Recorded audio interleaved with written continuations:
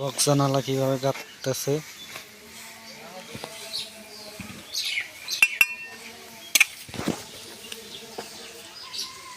4 foot box জানালা।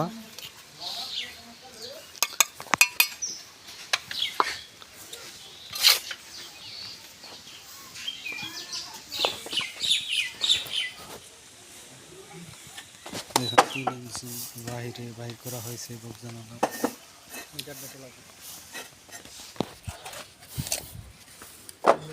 কটা গেছে? হ্যাঁ,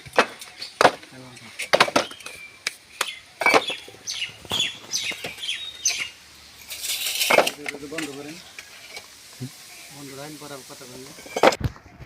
দেখুন বক্স জানালা গাঁথা হয়েছে 2.5 ইঞ্চি গাঁথনি দিয়ে, যেটা কিছুক্ষণ আগে গাঁথা হয়েছে।